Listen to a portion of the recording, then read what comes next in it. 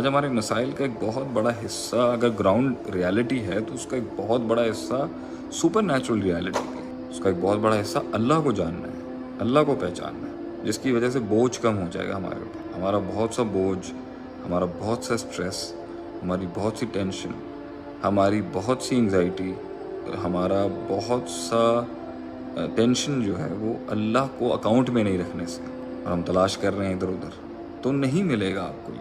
یہ دنیا میں شیطان نے جتنے بھی جال بنائے ہوئے ہیں, پیشنزم کے نام پر, کمپیشنزم کے نام پر, ٹرانکولزم کے نام پر, ورچوئلزم کے نام پر, ایکسپریشنزم کے نام پر, ریونج, ایروگنس اور ورچوئل ریالٹی, ورچوئلزم کے نام پر, یہ سب کچھ انسان کو سکون نہیں دے سکتے. تھک جائے گا انسان, بور ہو جائے گا. ہاں, جب انسان کی فطرت ہی خراب ہو جائے گی اور وہ ان ساری نظریات کے اندر بٹ کے کنفیوز ہو کے ایک مکس پلیٹ بن جائے گا, میرے خیال سے تب اگر وہ سیوسائڈ نہیں بھی کرتا تو وہ پکا ہو جائے گا اسی چیز کے اوپر کہ بھائی جو بھی ہے وہ اسی دنیا سے ہی سکون ہونا ہے, جو بھی نکلنا ہے اسی سے نکلنا ہے, تو اس لیے وہ ادھر ہی گلاٹیاں مارتا رہے. وہ اس چیپٹر کو اوپن ہی نہیں کرے گا لائف میں جس کو ہم ہدایت کہتے ہیں. نہ وہ اسے مانے گا, نہ اسے وہ مانگے گا. اللہ کے بڑے خزانوں میں سے ہدایت ہے کہ اللہ مجھے بات سمجھا دے, تو مجھے تو سچ سمجھا دے, تو مجھے حق سمجھا دے کہ why is my heart not happy, میرا دل خوش کیوں نہیں ہے, میرا دل مطمئن کیوں نہیں ہے, میرا دل سیٹسفائیڈ کیوں نہیں. میں نے ایک تھیوری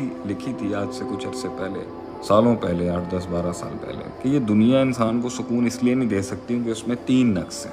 نمبر 1 کہ یہ ہر آدمی کو مل نہیں سکتی. آل دا بیگرز کی ناٹ بی دا کنگس.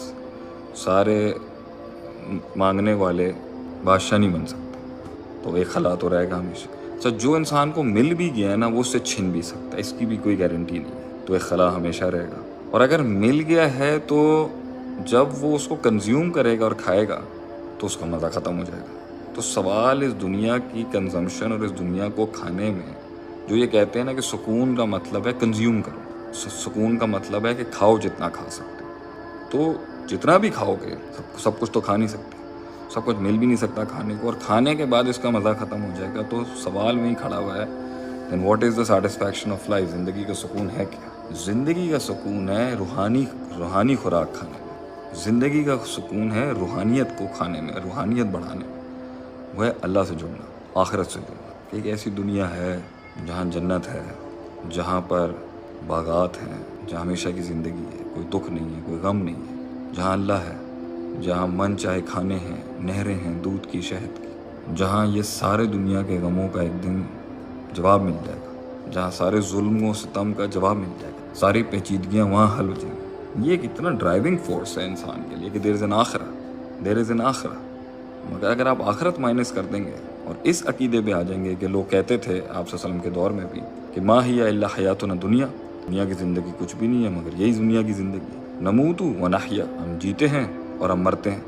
وما یہلکنا الا الدہر, نہیں ہمیں ختم کرتا مگر وقت ختم کر دیتا ہے. دہر سے ہی دہریہ نکلا ہے, کہ وہ دہریہ کہتے تھے کہ زمانہ ہمیں مار دیتا ہے, دیٹس اٹ, آگے کچھ بھی نہیں. اور وہ مذاق اڑاتے تھے مکے والے. آپ کہتے ہیں کہ یہ بوسی ہڈیاں جو ہیں یہ ایک دن زندہ ہو جائیں گی, یہ کیسے ہو جائیں گی, یہ تو سینسیبل ہی نہیں ہے, سمجھ ہی نہیں آتا. تو جنہوں نے آخرت کو مائنس کر کے لائف گزاری ہے, میں آپ کو 100% کہہ دوں وہ کبھی نہ کبھی زندگی میں ٹوٹ جائے گا.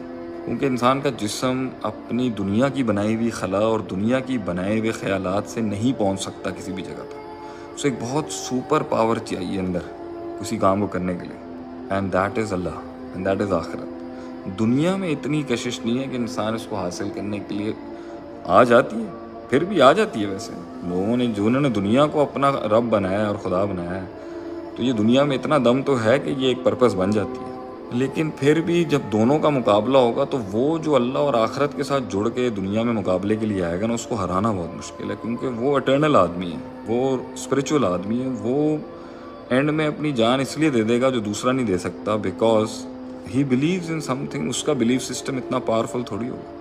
وہ صرف دیکھے ہوئے کو بلیو کر کے عمل پروڈیوس کرتا ہے, اور ہم ان دیکھے کو مان کے اور دیکھے ہوئے کو مان کے ملا کے عمل پروڈیوس کر رہے ہوتے ہیں, تو وہ زیادہ پاورفل ہے. تو یہ جو شک ہے آج ہمارے اندر اللہ کو سپورٹ کرنے, جو شک ہے ہمارے اندر, ڈاؤٹ ہے کہ بھائی اگر میں نے دے دیا اپنے آپ, دنیا چھن جائے گی, لوگ چھن جائیں گے, معاشرہ کٹ جائے گا, دوست بھاگ جائیں گے, فیملیز اٹھا کے پھینک دیں گی, ترک ہو جائیں گے ہم دنیا سے. تو ایک शैतान का दिए हुए वसवसे के ऊपर एक मन घड़त डर की वजह से आप एक सच्चाई के रास्ते को छोड़ रहे हैं, this is not a good सौदा, ये अच्छा सौदा नहीं है। तो मेरे ख्याल से फ़ैसला ले लेना चाहिए हम लोगों को, कदम बढ़ाना चाहिए। इससे खुददारी भी पैदा होती है कि भाई मैं अपने रास्ते पे चला एंड दैट्स इट, मैंने डील ले ली अल्लाह से जो लेने की थी। तो इसी बात पर मैं आज की बात को ख़त्म करता हूँ कि रास्ते बहुत बनते जाएंगे। शैतान हर दौर में इवॉल्व होते रहते हैं, शैतान हर दौर के अंदर नए हथकंडे बनाते रहते हैं, शैतान हर दौर के अंदर जो हैं वो नई नई तरकीबें लेके आते रहते हैं। उसी मीडियम को मुख्तलिफ़ तरीक़ों से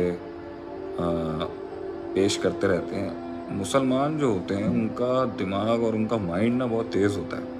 हज़रत उमर जिस रास्ते से गुजरते थे ना, वहाँ से शैतान भाग जाता था, बिकॉज मेंटली उन्होंने सब इनकाउंटर कर लिया था। तो मैं आज जो लोग मुझे सुन रहे हैं और जो लोग इस लाइव ब्रॉडकास्ट के बाद सुनेंगे कि you have to decide right now कि किस रास्ते पे आपने चलना है। और आप सब अपने अपनी जगहों पर मुजाहिद हैं और अपनी अपनी जगहों पर अपने अपने शैतानों से और अपने इर्द गिर्द के शैतानों से लड़ना आप पर वाजिब और फ़र्ज़ है।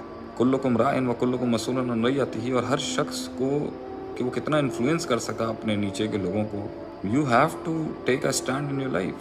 घुट के जीना है, लोगों की बताई हुई बातों पे जीना है, लोगों के बताए हुए फ़लसफ़ों पे जीना है, लोगों के झूठ पर जीना है, माशरे की गलत रसूमात और गलत हुदूद पे जीना है। तो that's your perspective, but it's not gonna take you anywhere.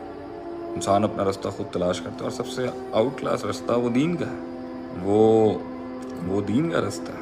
आज आप इसे अगर एक्सेप्ट करते हैं और इसको अपने ऊपर लागू करते हैं, लिबास के लिहाज से भी, नज़रिए के भी लिहाज से भी, इंफरादियत के लिहाज से भी, इज्तिमाई के लिहाज से भी, तो कल को आपकी फितरत का पार्ट बन जाएगा ये।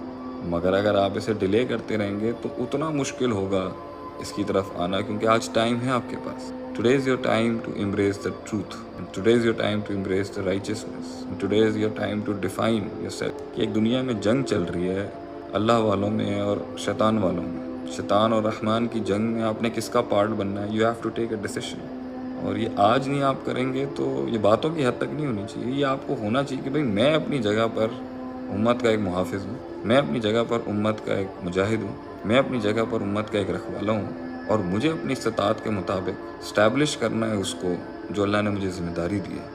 वो मैं किसी तरीके से भी करूँ, वो मैं दावत तबलीग से करूँ, वो मैं जिहाद से करूँ, वो मैं वेलफेयर के कामों से करूँ, वो मैं तालीम और तरबियत से करूँ, वो मैं माशरे के अंदर अपनी किसी भी फील्ड में हूँ, स्पोर्ट्स में हूँ, कहीं पर भी हूँ। इट ऑल मैटर्स कि मैं कितना कॉम्प्लीमेंट कर सकता हूँ उस हक़ को जो आप सल्लल्लाहु अलैहि वसल्लम इस दुनिया में लेके आए।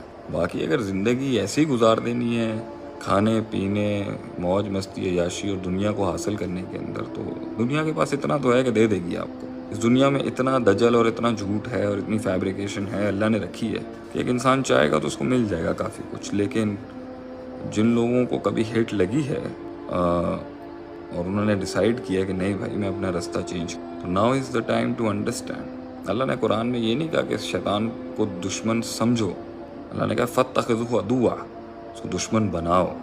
दुश्मन बनाने का मतलब है उसको स्टडी करना पड़ेगा आपको, वो किस तरीके से चालबाजियाँ कर रहा है आपके इर्द गिर्द, आपको कहीं इंगेज कर रहा है गलत जगहों पे, गुस्सों में, धोखों में, तकब्बुर में, हसद में, माशरे की गलत रिवाज में, कि आप हक़ की तरफ आके क्लियर ना हो जाए।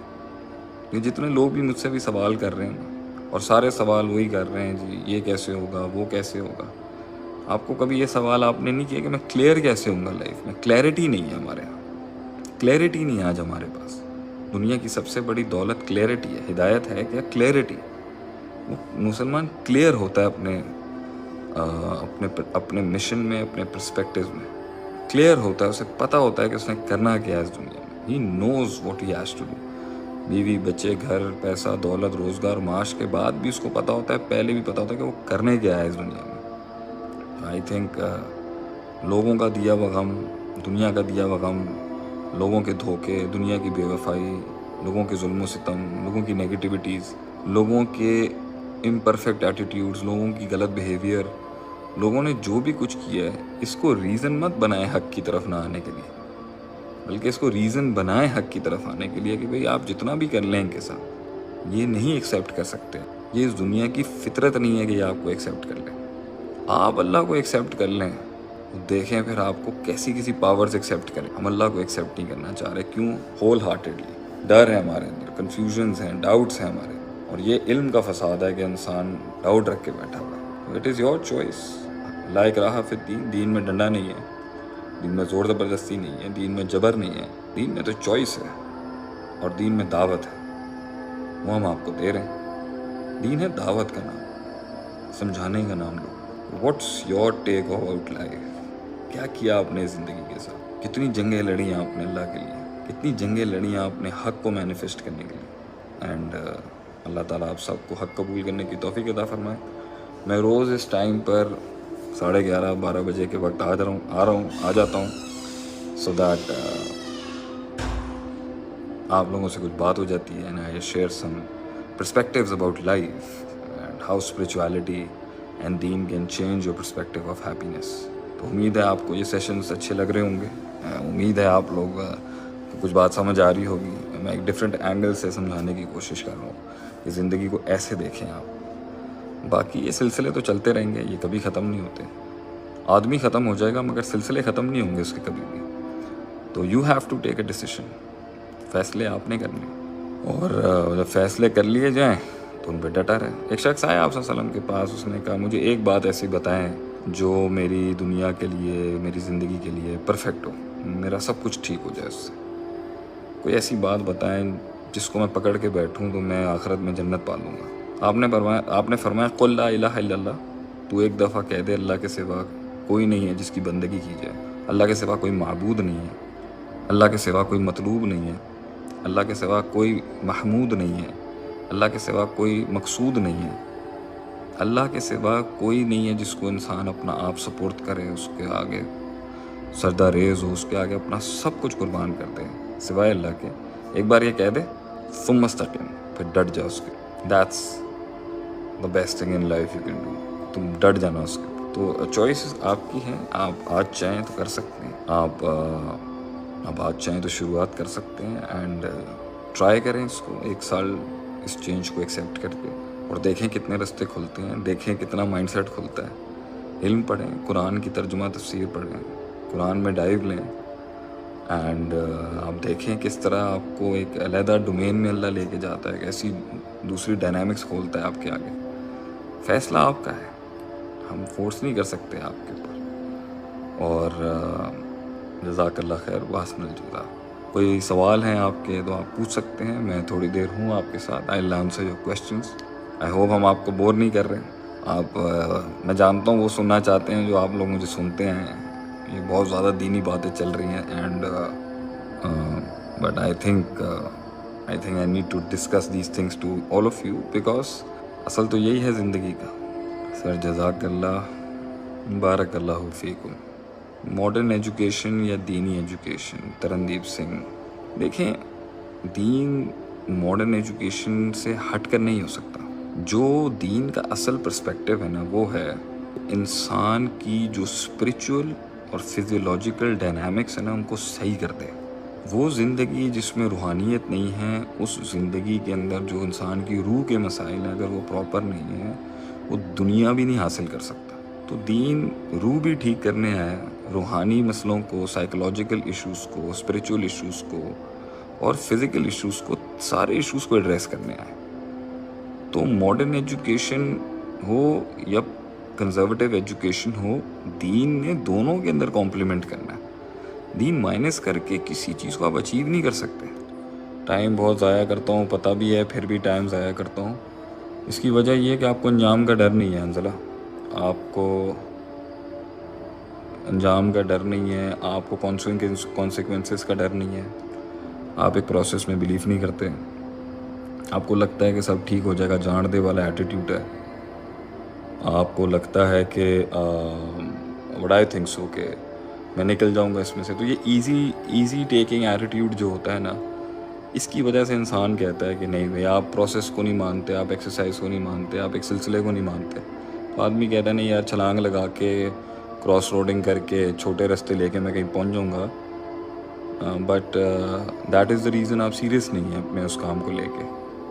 کیا انسان کو انسان سے سکون مل سکتا ہے, اور اگر مل سکتا ہے تو کب تک؟ انسان کو انسان سے سکون اور راحت ملتی ہے، اللہ نے رشتوں میں رکھی ہے، لیکن دائمی راحت جو ہے نا وہ اللہ کے ساتھ ہے۔ اللہ کے ولی کو کیسے پہچاننے کی ضرورت نہیں ہوگی، محسوس ہو جائے گا آپ کو۔ جارڈن ملک SOP سے میرے مراد ہیں قوانین، دین کے بھی قوانین ہیں اور دنیا کے بھی قوانین ہیں۔ تو ہر لحاظ کا ایک قانون ہے، وہ قانون کا خیال رکھنا چاہیے آپ کو۔ بچوں کی ہدایت کے لیے کیا کرنا چاہیے بھائی جی؟ بچوں کی ہدایت کے لیے پہلے خود ہدایت پر آئیں۔ جب ماں باپ ہدایت پر ہوں گے تو اولادوں میں بھی وہ ہدایت ٹرانسفر ہو جاتی ہے۔ سر جی نیگیٹو خیالوں کو کیسے ڈائیورٹ کریں؟